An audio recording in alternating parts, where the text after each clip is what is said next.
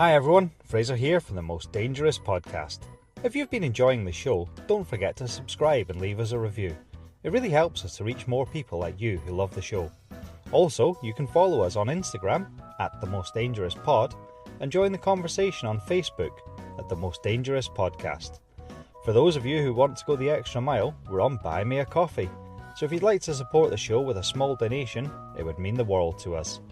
And if you have any suggestions or feedback and want to get in touch, you can email us at jamesandfraserpod@gmail.com. Thanks for listening and enjoy the show.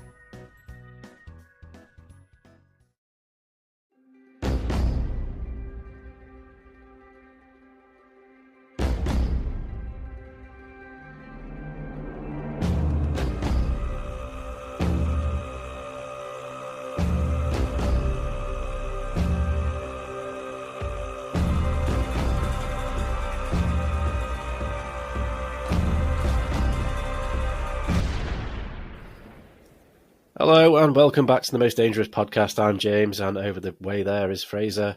How are you, Fraser?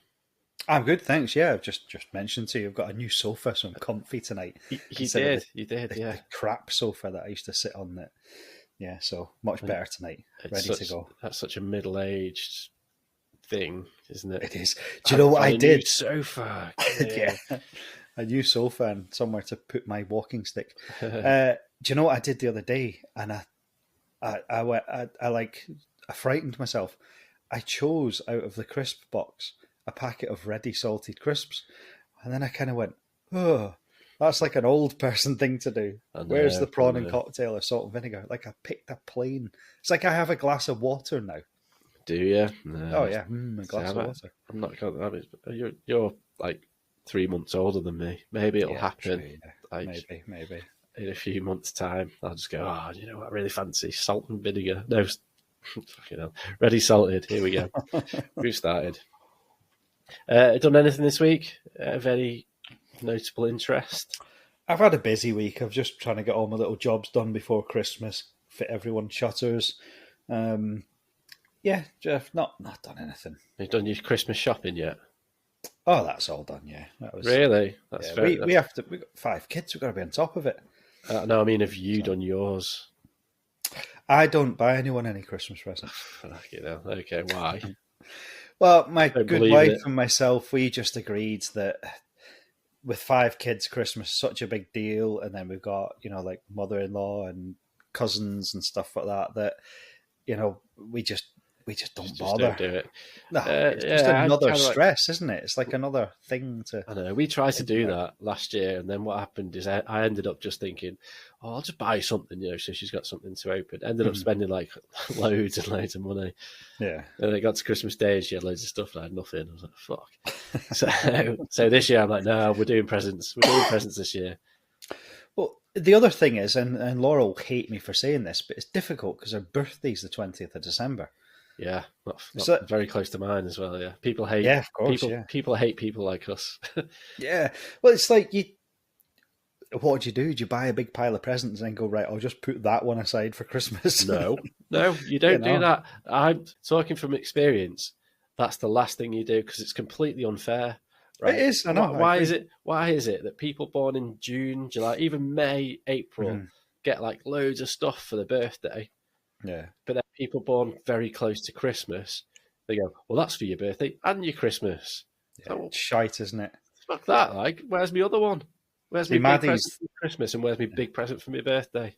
Maddie's the 19th. And I remember sometimes at her birthday parties when she was young, she'd get her presents in Christmas wrapping paper. Fuck off. Yeah. In fact, I remember when we were quite young, when you wrote me a birthday card, and it was a Christmas card, and you crossed out Merry Christmas and wrote Happy Birthday in it. Sounds about right, yeah. Yeah, I think that was possibly a joke, but nevertheless, these things do happen. Yeah, so we don't really do anything, for Christmas. So I don't, myself and my sister have a similar agreement. We've got kids, we don't bother. My dad's no longer with me. My mum now lives in France, so. Yeah, I think like that's kind of us. Me and my sister, we kind of go, look, I'd rather you put the money towards the kids than give me anything. Yeah, that's it. Just get her something better. Are we doing a show before? This isn't our last one before Christmas. This is it. Yeah, this is the last one. Is it? No, Yeah. it's not. Well, because next week's the 20th. Are we not doing one then? No. And then we're not doing one on the week after, which is what, the 29th or whatever? Yeah, it'll be like the 4th of January, our next one. This is recording, so of course this will be... Oh, for real? Oh, right. So the let's 20th, it would come out on the 22nd, wouldn't it? Okay. Right. Merry Christmas, everyone. Merry Christmas, everyone. We haven't done a Christmas special this year. We're too busy. No, way too busy. Way too busy. What we have done, though, is we're still continuing on our 7 sins subject that we picked out of the hat a few weeks back. Yes. And this week it's my episode, and I have picked the sin of wrath. Wrath. Oh, I've been looking forward to this one. Okay. Wrath's a great one. I mean, there must be so much wrath out there. Must be. To be fair, this is pretty good, actually. Is it good? It is good. I said to you, didn't I, in the week, I'm really struggling with this. And then you were like, well, what about this? And I was like, okay. And then I earlier in the week, I think it was yesterday. Yeah. And then I come across this story, and it's pretty good. I'm quite happy with it. See, I had with Sloth, I had some really shit stories, and then Facebook just served up here's this Japanese guy that lived in a house, and I thought, brilliant. I felt excited about it. Yeah, no, I'm pretty. This is a good story. Like, I think it's. I think you'll enjoy it. So Right. before we go into the actual story, we'll just talk about wrath, shall we? Yeah. So in the biblical just put my teeth in. Hang on. In the biblical sense, wrath refers to intense anger, often understood as a reaction to sin, injustice, or unrighteousness. Wow. So it appears in 2 primary contexts. So you've got divine wrath and human wrath. So divine wrath is like God. It's like righteous anger. And it's usually God's response to sin and rebellion. So you can kind of sort of look at and think sort of Noah's Ark. You know, Yeah. And when people think that a tsunami came, that's because God's angry with us, that sort of thing. Yeah. So God's angry with the world, so he does something. He's so angry, he causes a flood. Apart from everyone dies, apart from the ducks and the fish, and then he starts again. So that's okay though. Apparently, that's fine. It's okay. Well, see, holy. The God thing got me angry today. I was listening to a song and it said Christ was born on Christmas Day, and that got me angry because he wasn't born on Christmas Day. How do you know? Well, it wasn't fucking Christmas, was it? Well, it's like it's Christmas afterwards. Because he was born. True. Yeah. You know, if you want to be, it's not like he was born. There was a tree up. You know, he was born. He wasn't even born on the Christmas. Was he even born? That's the other question, isn't it? Yeah. I suppose. Twitter and stuff and TikTok and all that's good for wrath. People messaging in anger. Stuff. Yeah, so that wasn't really what I was looking for. Sort of in this episode, I was thinking more sort of, you know, not some angry Twitter, some tweet. I saw my daughter sent me a video and it was a boy doing like a boy, probably 11, 12, in a wheelchair, going down skateboard ramps and doing like somersaults and stuff like that. Okay. And there were loads of people like messaging saying like, oh my God, can't believe it. Why was his parents letting him do stuff like that? It's so dangerous. And I thought, oh, is it? You know, like, what's the worst that's going to happen? It's no more dangerous than doing it not the normal way. That's the able-bodied way, I suppose. Well, yeah, but an able-bodied person could break his neck and be in a wheelchair. Exactly. So he's fine. He's already done it. So yeah, probably more protected in the wheelchair because you've got the thing around you. I suppose so, yeah. So, anyway, and the other one is human wrath. Back to what we were talking about. Human wrath is depicted in the Bible as sinful and destructive. So this is when like a human gets angry and just lashes out at somebody. It usually stems from pride, selfishness, or lack of control. And it says it can lead to harmful consequences, but so can divine wrath, I suppose, if you're causing a flood to kill the world. Yeah, it's pretty harmful, that, isn't it? Yeah. So it's just someone just going, oh, fucking hell, I hate you. So like like road rage. That's like a form of wrath, I suppose. So you got your 2 there. I focused on a particular story. There was a few, because when we spoke about it, I was like, I don't know what to do. Really not sure. And you mentioned to me, well, think about revenge, right? Yeah. Because revenge is a form of wrath, because you get so angry about something that you go out and do something, to avenge that issue, and then that causes a lot of pain and hurt and things like that. Revenge pretty much always comes from anger. Yeah, exactly. Yeah. Because if you're not angry about it, you don't need revenge, Yeah, so that's what the focus of this tale, well, this true story, I must. Okay. It is a true story, apparently. I looked at a few people. There was a guy called Pistol Pete. Pistol Pete. Yeah, I know. He is cool. Like, he is the sort of original gunslinger guy. His dad was murdered when he was 8. Right. And his uncle went up to him when he was 8 years old and said, if you don't avenge their death, son, you'll be a loser in my eyes and all this. So at the age of 8, he started to learn how to gunsling. Apparently he could like shoot the head off a rattlesnake from like 50 meters and stuff. Okay. And he went out from the age of 8, he just learned how to be a great gunslinger. Went out and eventually, after sort of like 10, 15 years, found the people that killed his dad and killed him. Cool. It's like a proper like American cowboy story, I'd love to be known as like, I mean, imagine this guy years later, you're still talking about him, calling him Pistol Pete. Yeah, it's a cool name as well. Yeah, like I did a job for a customer and our email address was Pizza Sam, and I thought it's probably not what you want to be remembered as, but Pistol Pete like, though. Pistol Pete, yeah. Yeah, I think he ended up going off with Buffalo Bill and and the sort of like shows and stuff like that, because he was just such a hot shot. Yes, I didn't know that Buffalo Bill and Calamity Jane were all real people. I thought they were just yeah, they existed. Yeah, so I was going to do him because he was really cool, but I didn't. But it's a good story, and like Pistol Pete's a bit of a kind of like legend in certain areas in the US, so it's definitely worth looking up if you get a chance. The other story I looked at was Caesar and the Pirates.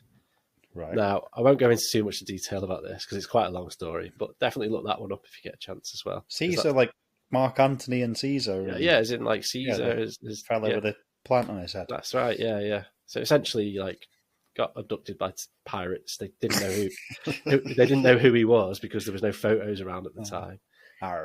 He pretty much took over the ship. Yeah, like because he was just such a like badass. But kept like joking with him, going, I'm going to crucify you when you find out who I am.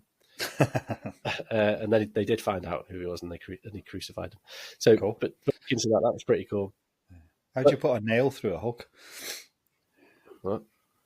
When you're nailing his pirate's got a hook, you can't nail through his hand. Oh, but he just cut the throats, I think. You put it through the wrist, don't you? Yeah, you do. Yeah, it comes out of the hand, doesn't it? That's right. That's what I understand. Yeah, if you nail somebody up by the palm of the hand, it just sort of comes through. It does. It's not. You can't hold them up, so it has to go through the wrist. That sounds like, you're saying we should do some YouTube study. I think that should be it. What happens if you nail someone up by their hands? No. We'll use your hands, shall we? Yeah, go for it. So I didn't pick that one either, but look that one up because that's good. The story, I keep saying it's a story. It's not. What's the word for it? Yeah, but it can still be a story and be true. Yeah, okay. All right. It's not be a story. Then. So the story that I've picked is Olga of Kiev and the Drevlians. Right, cool. You heard about this now? Probably Kiev, like in Ukraine? Yeah. Okay. So when I was doing this, researching it, so Kiev's quite new, I think. I mean, it's always been Kiev because that's what the Ukrainians call it. But I remember when it was called Kiev. Uh-huh. Right, so you get like chicken Kievs. Yeah. And then they changed it, didn't they, after the recent war, I think, because I think the Kiev name is the Russian name, whereas Kiev is the Ukrainian name for it. Uh-huh. So now it's called Kiev. Something that really pisses me off, actually, I know we'll never get through this tonight now, something that really pisses me off. I think countries should be called what that country calls them. Like, we call Germany Germany, but it's actually Deutschland. So we should all call it Deutschland because that's what its name is. Yeah, rather than the common tongue interpretation. Like, what's Japan? Nihon. And, like, Is it? you know, like, my name's Fraser. If I go to Germany, they don't have a different version of my name that they call me. They do for mine. Do they? Like Hammers, isn't it? Hammers. Yeah, I suppose so. Yeah. So, but they wouldn't. I don't think they'd call me Hammers though. Do you know? You say my name's James. You say, "Oh, hi, James." Yeah, exactly. Yeah. Because if someone called Jorge comes over here, we don't go, "Hi, George," because his name's Jorge. Yeah, exactly. Yeah. So it always bugs me that. Yeah, but I think that's what's happened with Kiev, isn't it? Because everyone's referring it to because of everything's going on as their sort of native, the way that they say it there. Mm-hmm. So that's where this takes place.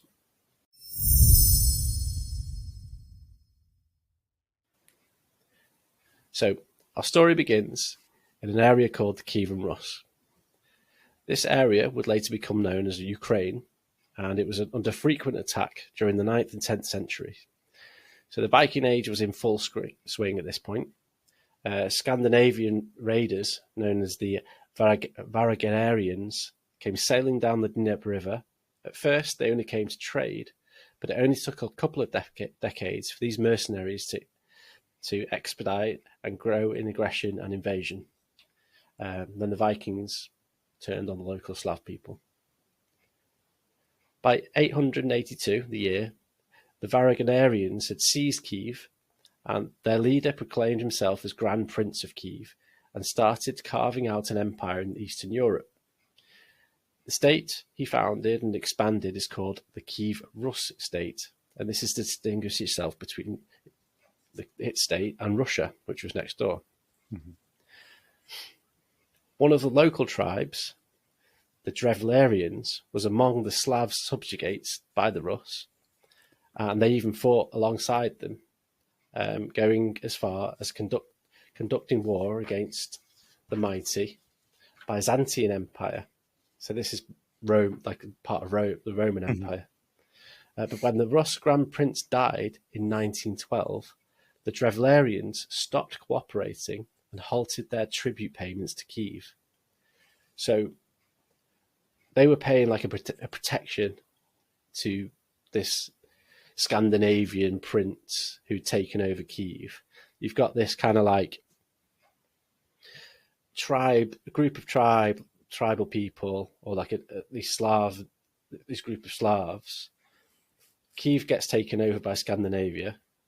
They're paying protection money to him, and they even join him in sort of like wars against sort of the Roman Empire. But when the Grand Prince dies, they just go, "I'm not going to pay that anymore." It's kind of like not paying your water bill, like because they're not, if you just sort of stop paying that and sort of waiting to see how long they catch up with you, because they're not going to turn you off, are they? Eventually, they'll go, "Well, you owe us some money." Yeah, well, I found out recently that because Murray's disabled, they're not actually allowed to ever turn off our electricity or water. Oh, right. Well, that's if you just never pay them. Like just legally, they can't do it. Yeah, that's a similar sort of thing. I think that's what the Drevlians were thinking was, we'll just keep quiet about that. Yeah. Maybe one of them was autistic or something. maybe. So naturally, a new Rus Grand Prince comes in, and his name is Igor. You could have said that. You could have guessed that, couldn't you? And Igor's wife was called Olga. Igor and Olga. Yeah. So Igor spent much of his reign fighting superpowers of his time. He launched another Kievan Rush attack against the Byzantines. Maybe it's that. He twice reached the capital of Constantinople, but failed to besiege it successfully. Later, he besieged another territory, which Abbasid Caliphate, around the Caspian Sea. Caliphate, one of those, who knows? And finally, by 945, he deemed his time was right to settle internal matters. This is a bit weird, actually. So in 912, the Drevlians decide not to pay this protection money. This Igor goes on loads of sieges against the Roman Empire and these other people I can't pronounce.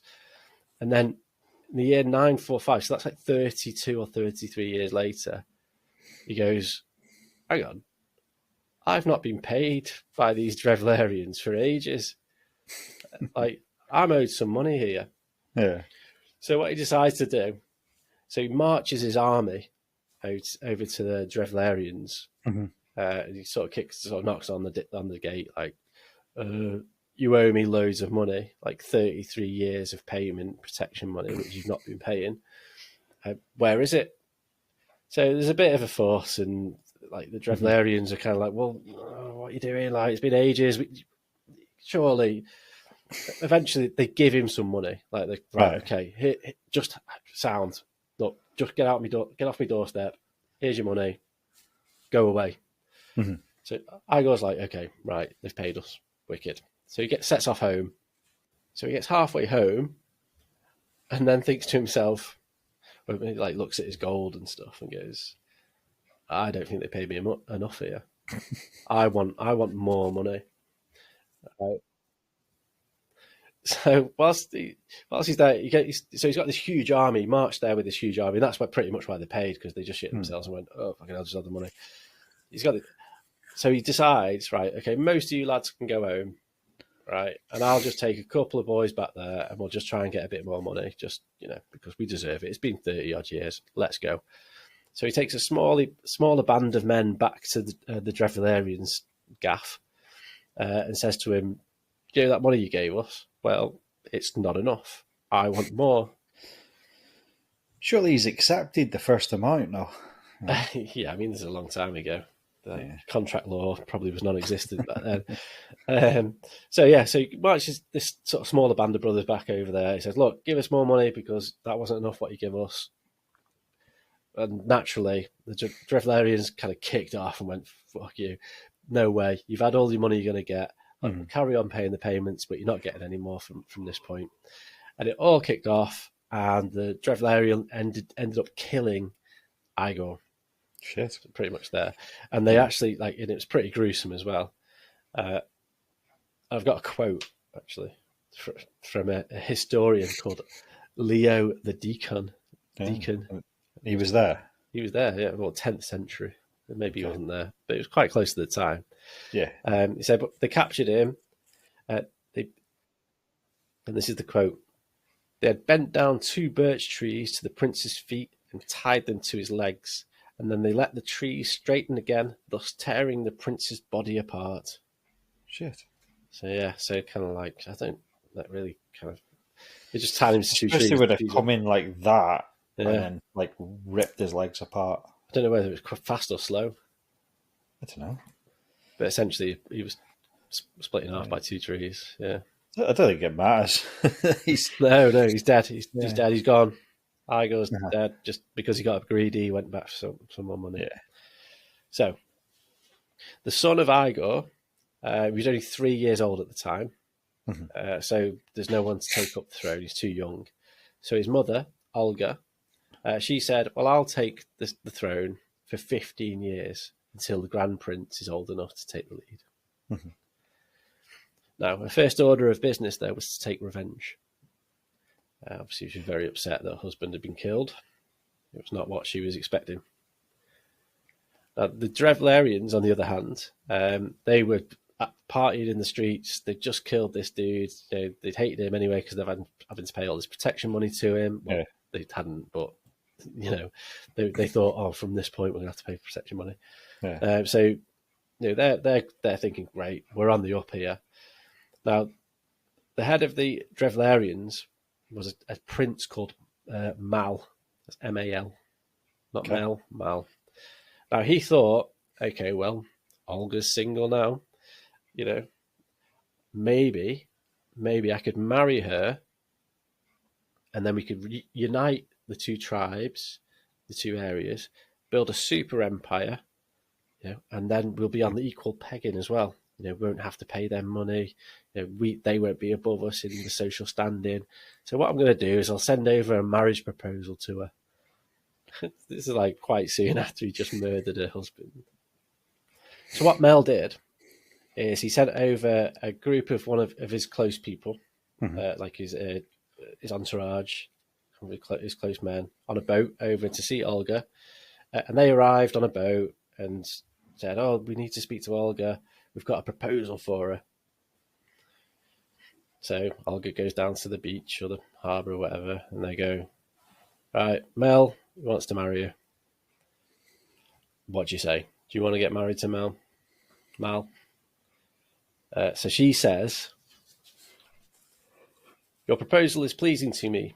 Indeed, my husband cannot rise again from the dead, but I desire to honour you tomorrow in the presence of my people. Return now to your boat, and I shall send for you on the morrow. And you shall say, 'We will not ride on our horses, nor go on foot. Carry us in our boat.' And you should be carried in your boat." Okay. Does that make sense? Yeah. Okay. So loads of people from the tribe gone over on a boat, said, "Look, he wants to marry you." She's presented them and said, "Look, if you say this in the morning, this is what's going to happen." Yeah. So on the next day, Olga meets the messengers near the river, as promised. And when they repeat those words, "I don't want to walk, carry me on my boat," the people of Kiev grabbed the boat, the Drevlians' boat, with the ambassadors in them, and carried it over their heads and paraded it through the city, through the capital. Now, the Drevlians thought this was, it was being honoured. It was a great honour. And they thought they were clapping, everyone's waving. "Yeah, nice one, brilliant." Until the procession reached her court. And in the middle of her court, there was a huge trench that had been dug the night before by Olga and her subjects and her men. And they threw the boat in this big trench and they buried them alive. Yeah, so they were all being covered, just threw the boat in with the people in and just sort of covered everyone there. Wow. And whilst they were being covered with earth and stone, Olga asked them whether they had found honour to their taste.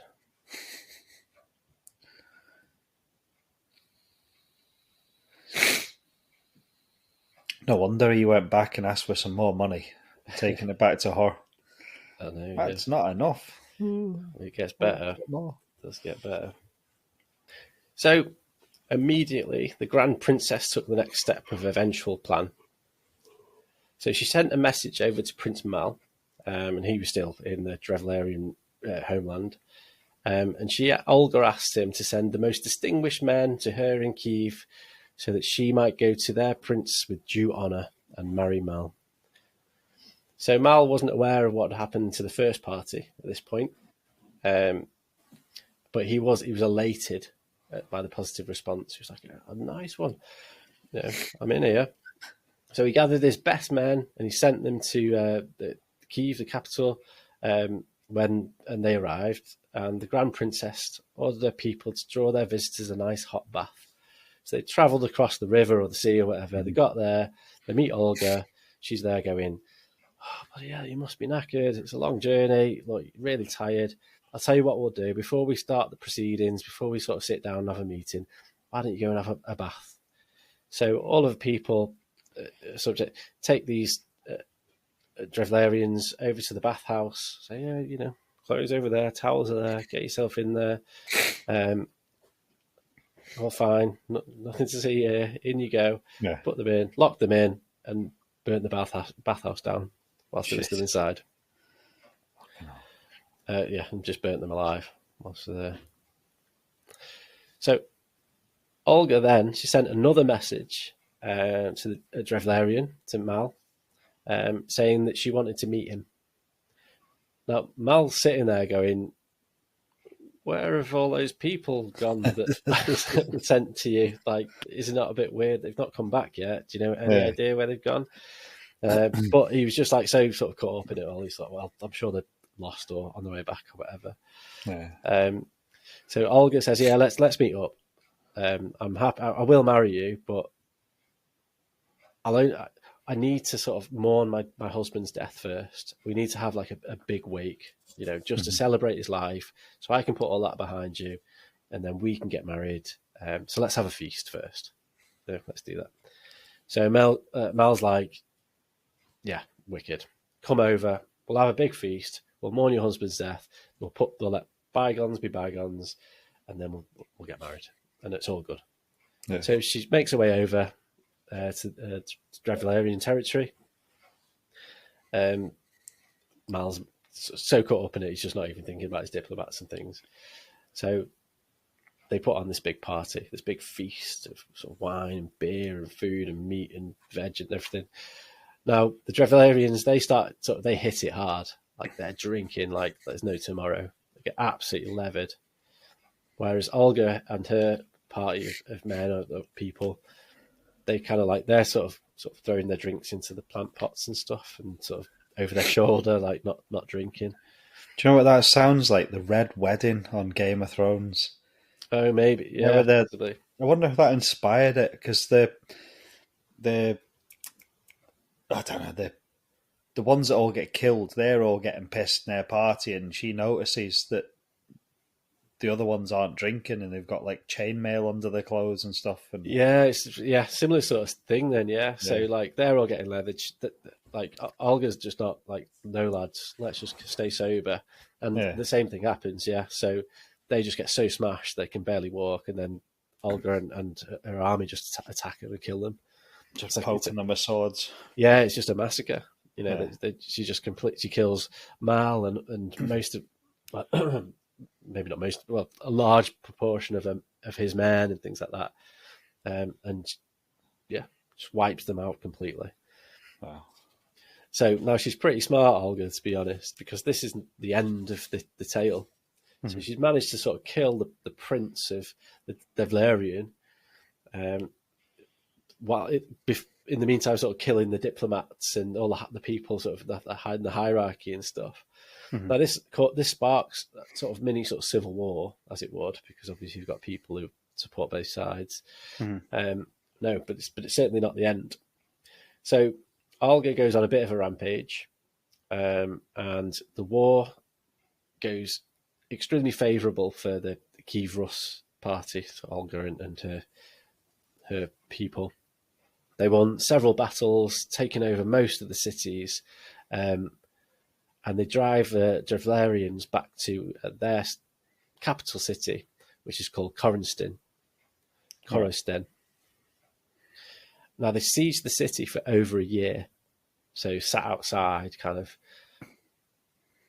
if you leave here, you're going to die. So the people inside are sort of starving, scrapping around for food and stuff like that. Until eventually, after about 12 months or so, Olga says to the city, "Why do you persist on holding out? All of your cities have surrendered to me and submitted to tribute, which is the money. Mm-hmm. So all the other cities have said, yeah, we'll pay you. So that the inhabitants now cultivate their fields, their lands in peace, but you will rather die of hunger without submitting tribute." So the people of Korostin responded to say that they were willing to pay this charge, this fee, this protection money. They said, yeah, okay, we'll do it. Look, it's been 12 months. We're all dying in here. Mm-hmm. Look, we'll just do anything. But we are a little afraid of you because you've gone on a bit of a mad rampage here. You've killed our king. You've wiped out most of our cities. We're just worried that you're still taking revenge. You're still taking revenge on your husband. So Olga responds and goes, "Look, don't worry about it. Look, we're going to have a party in this tunnel under here. You go in first." She says, "No, look, I've killed all of your diplomats. I've killed your king. I've taken over most of the region. It's fine. It's fine. But I've just got one very small request, just one, and it's really simple. And don't worry about it. It's fine. We're all right. But what I want you to do is I want you to give me 3 pigeons and 3 sparrows from each house." Okay. Like, they knew she was a weirdo anyway. But Yeah. that's okay. If that ends the war, let's do it. So the people of the city went round and they gathered these birds, gathered them all up, gave them to Olga, and that's it. The war's done. The war is over. Everyone's happy. Everyone's partying, celebrating. It's the end of the war. But this is good. In her camp next to the city, Olga ordered her soldiers to attach sulphur and pieces of cloth to the birds' feet. At night, they set the cloth on fire and released the birds. And guess what the birds did? Shit. Flew home. Flew back to their nests. Wow. Which caused, naturally, all the buildings, most of the buildings Yeah. were made of wood, and it just caused the entire city to burn down. Fucking hell. So you can wiped out the whole city. Now, there were some people that escaped through the gates, and they were just immediately murdered by the troops outside. I did read that some were captured and then just enslaved. Yeah. And to be fair, not everyone died that night in the city. There were some survivors. And those survivors in that city, after everything had calmed down, were required to pay protection money to Olga. Maybe she should have been in charge in the first place. She'd have got it sorted. Yeah. You know? Sorry, it was a bit ropey at the beginning. It was a bit hard to get through. Like I said, I did rehearse it all and I had it in my mind how it was going to go. But essentially, that's the story of Olga and the Drevlians. And I thought, incredible. And she actually became a saint, Really? She's a saint in Ukraine, yeah. Wow. I think it's because she brought Christianity to the region, sort of later in her life. But yeah, that is a mad act of revenge. That's so smart. Brilliant, yeah. I mean, the birds. I mean, would a bird fly with a bit of cloth on fire attached to it? I mean, she must be pretty close to the city. I suppose they were right outside, weren't they? Well, camped outside, yeah. It was a siege. Yeah. You only need like a little bit as well, and it was probably all thatched roofs and stuff. Yeah, true. Wouldn't need every single bird to catch a light. Everything was made of wood, wasn't it? Exactly, yeah. Just completely obliterated the city. Just incredible to come up with that. I know, yeah.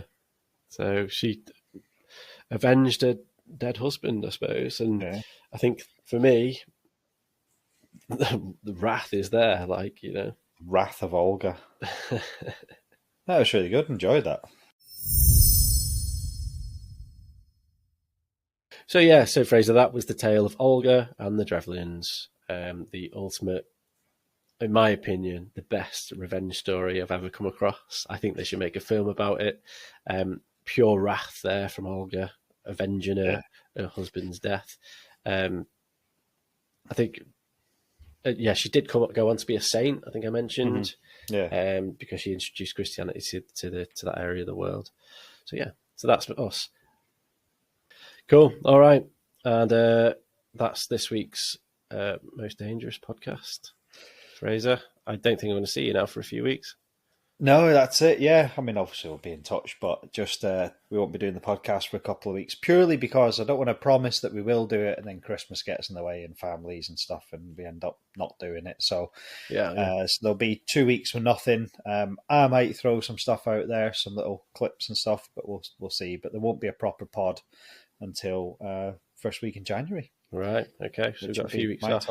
Yeah, we've got a couple of weeks to think about it now. Cool.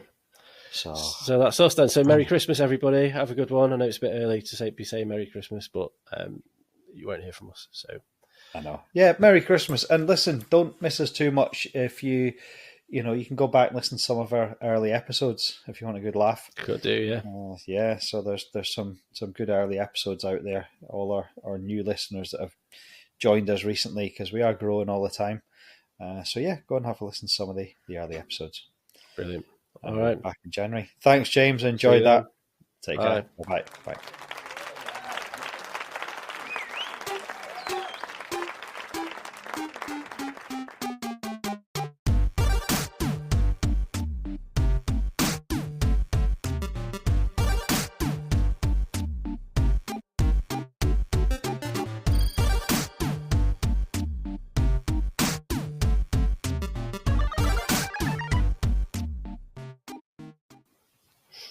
I'm going to start this whole thing again. without these on. I think it was the glasses that were put in. All right.